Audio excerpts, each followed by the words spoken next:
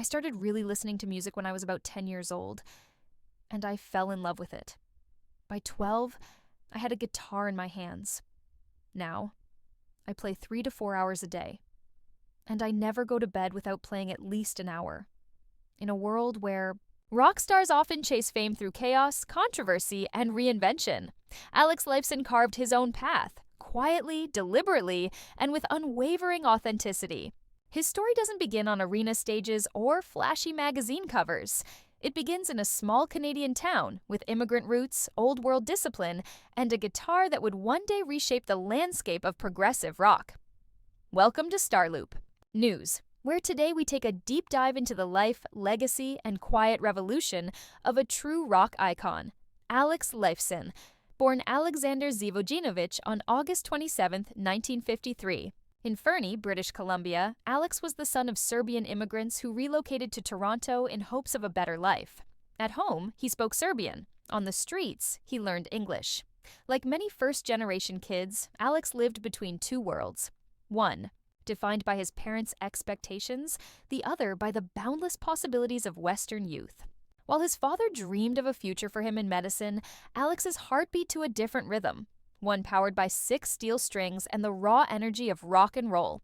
At 12, inspired by legends like the Beatles, Cream, and The Who, Alex picked up a guitar and never looked back. Music wasn't rebellion, it was revelation. In the halls of St. Patrick's High School, he met Geddy, a fellow outsider and son of Holocaust survivors. What started as casual jamming grew into a legendary bond, one that would soon give birth to one of the most influential rock bands of all time, Rush. By 17, Alex dropped out of school, not to escape responsibility, but to embrace purpose. 1968, alongside drummer John Rutsey and Geddy, Rush was born. The early days weren't glamorous, playing tiny gigs, hauling gear through snow, scraping together funds. But what they lacked in resources, they made up for in conviction. When Peart joined the band in 1974, everything clicked.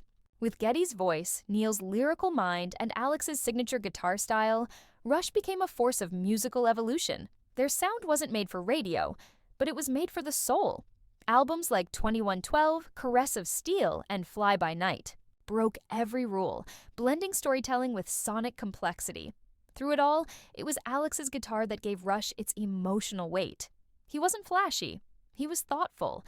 Using exotic instruments, effects, and layered textures, he created soundscapes that felt more like paintings than performances. Tracks like Limelight, The Spirit of Radio, and La Via Strangiato didn't just rock, they resonated. Behind the scenes, Alex lived a life refreshingly free from rock star drama. He married his high school sweetheart, Charlene, in 1975.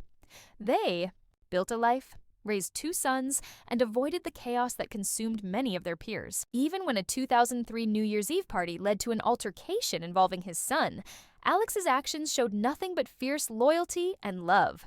Outside the band, Alex explored passions from painting and piloting to supporting Canada's indie music. Seen with his venue, the Orbit Room. Colleagues describe him as kind, funny, and humble, an artist more focused on creating than performing. When Rush was finally inducted into the Rock and Roll Hall of Fame in 2013, Alex made headlines. Not with a long speech, but by repeating blah blah blah in different tones for 3 straight minutes. It was classic Lifeson, subtle, humorous, and deeply meaningful. After Neil Peart's passing in 2020, Rush came to an end. For a while, Alex stepped back, but by 2021, he returned, not with a solo album, but a bold new project called Envy of None. Exploring ambient alternative soundscapes far from Rush's universe, the music was raw, honest, and unmistakably Lifeson. Their second album, Stygian Waves, released in 2025, marked a new chapter, not about chasing charts, but chasing truth. Now in his 70s, Lifson remains a beacon of artistic integrity. He doesn't tour, he doesn't chase headlines. He creates when inspiration calls, on his own terms. His guitar work in songs like Tom Sawyer, Free Will, and Xanadu aren't just riffs, they're emotions etched into sonic memory. He never tried to become a legend, and that's exactly why he is one. In an industry driven by ego, Lifson built a legacy rooted in feeling, not fame. And sometimes it's the quiet ones who leave the loudest echoes. Thanks for watching this tribute to the life and legacy of Alex Lifson here on starloopnews. If you loved this story and want more deep dives into the legends who shaped music and pop culture, don't forget to like, drop a comment, and subscribe. Hit that notification bell so you never miss a beat. Until next time, stay inspired, stay curious, and keep the music alive.